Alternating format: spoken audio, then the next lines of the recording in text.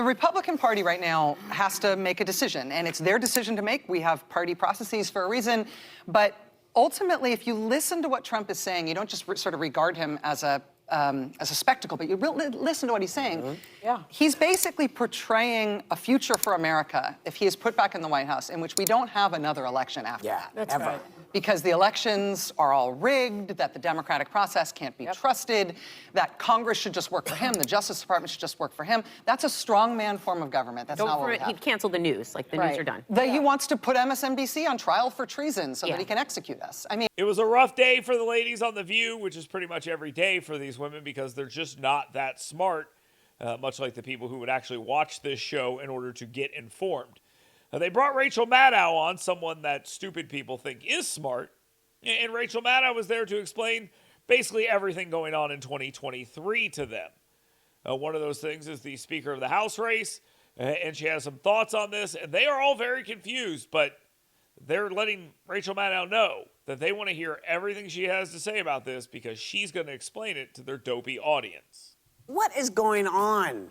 Jim Jordan, he lost the first round as Speaker vote, and then the second vote is supposed to be underway. Is he going to have to do the same thing McCarthy did, and then they're going to be mad that they had to give up? What is happening? Even if you can fast forward to the end of this process, whenever it ends, with whoever wins, what does that person win?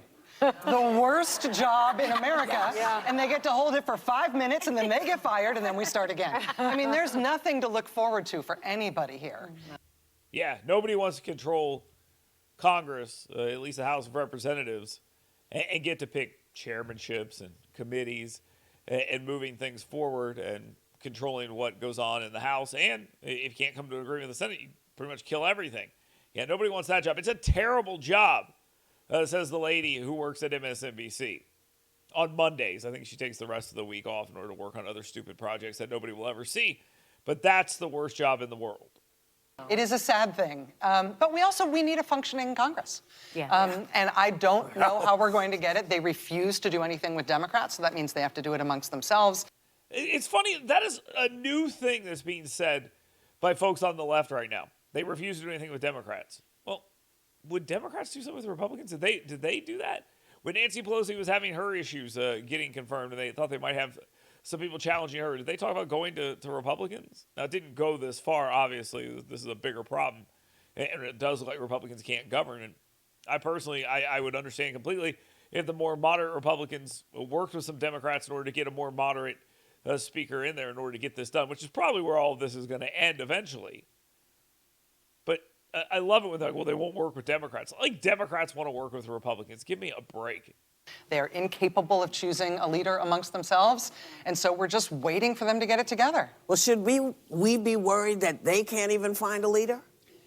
I mean, worried? At this point, I'm past worried. We know. There's no suspense. I mean, I think that had Mr. Jordan been chosen, it would have been a big deal for the country. It would be like if Trump was president and put Rudy Giuliani on the Supreme Court. Because Rudy Giuliani's a terrible, awful, no good person. Of course, that's the rub here, and they're not qualified in any way to do that job right, and all these other things. That, of course, is the rub here. But Jim Jordan is actually qualified to do the job. He's the head of the judiciary, and keep in mind, anyone they select, the women on The View and Rachel Maddow will pretend is awful, no good, and just terrible. Which is why you shouldn't care what these people think about this kind of stuff because they're not honest brokers. They're not interested in actually hearing anything out except how can I get what I want when I want it. Now, a lot of people on the right are exactly the same way when they criticize people on the left, and it carries the same weight. But when you put 5 people around who hate every Republican and then discuss Republicans, it sounds weird. Not as weird as what we're about to get into with some conspiracy theory stuff, but weird nonetheless. You know what I mean? God, that gives such perspective. That's a very good example. Or Sidney Powell or one of these people. I mean, there was nobody who was more important in Congress to Trump's effort to overthrow the lawfully elected government of the United States than Jim Jordan. And so it's interesting that she says this because I've been taught that there was nobody more important than Mo Brooks. And then I was told there was no one more important than Tommy Tuberville. Then I've been told that there's no one more important than Mitch McConnell. And on and on and on and on and on and on and on and on. But it's very, very strange that no matter who they're talking about at the time, that's the most important person. That's weird because I was told there was no one more important than Tom Cotton. Then I was told there was nobody more.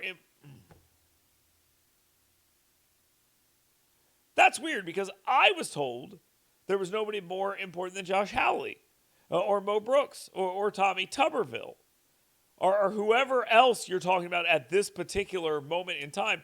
And that's what they do. No matter who it is, that's the person. They go around the country and people that are elected, they say, well, he's an election denier and he's an election denier and he's an election denier.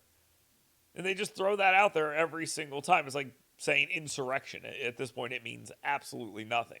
And to make him second in line to the presidency and in charge of Congress certifying the election results in 2024. Yeah.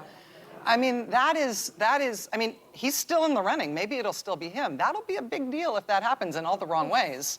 I'm hoping that they go a more moderate direction, but we'll see. But just Would they ever go on here and ask that the Democrats go in a more moderate direction?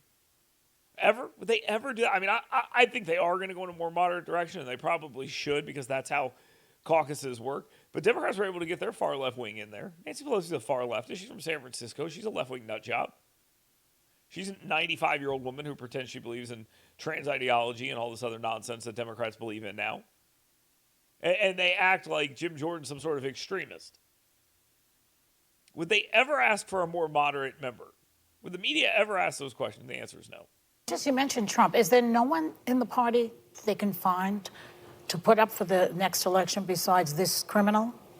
Now, I love this question in the way that's asked because Joy Behar is acting like she doesn't follow the news. Like she's just some person who has no idea what's going on, and they're in awe of Rachel Maddow's intelligence, which is just pretty telling, if you ask me.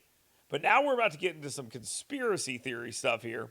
I want you to listen to what these people say. These are the people that act like everyone that disagrees with them are conspiracy theorists, and listen to what they have to say here. Are you busy? Are you busy? I wouldn't get it.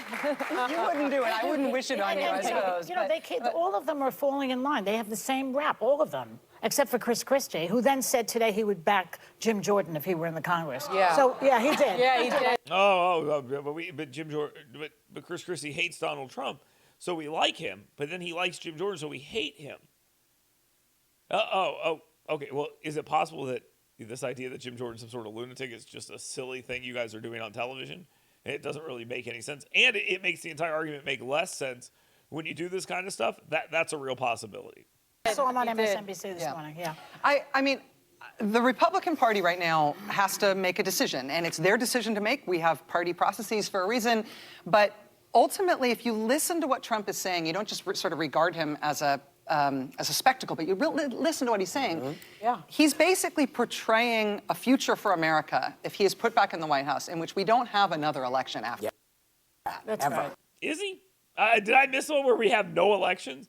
This is just made up stuff. This is conspiracy theory. Donald Trump's going to make sure we don't have another election. Who in their right mind believes any of that? And when has Donald Trump even said anything remotely like that? These are just made up terms for stupid people. Just made up stuff. Because the elections are all rigged, that the democratic process can't be trusted, that Congress should just work for him, the Justice Department should just work for him. That's. Well, hold on one second. This stuff about the elections being rigged and it can't be trusted, that's literally how you guys talk from 2017 until Joe Biden was elected.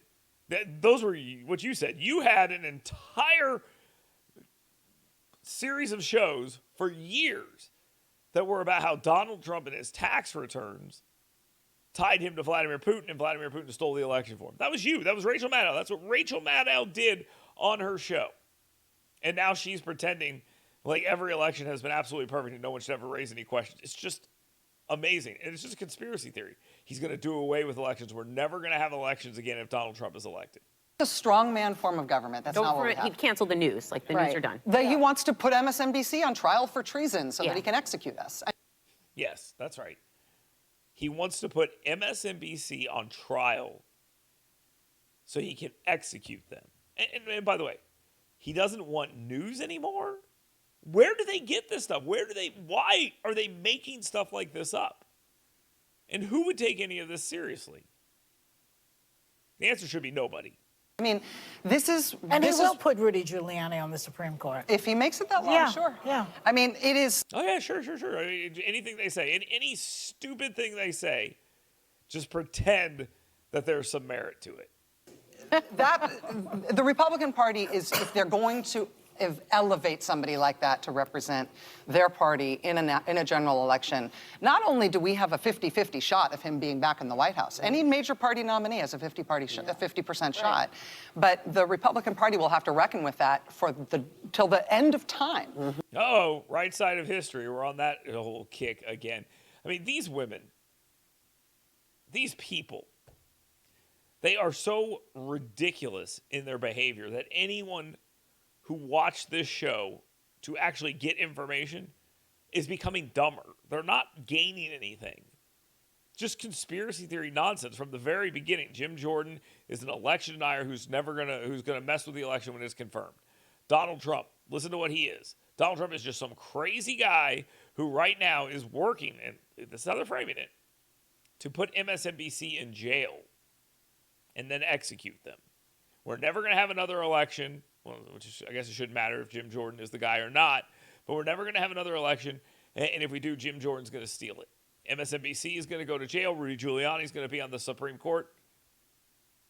These people truly believe that the country is at risk. That's why they're so insane about it.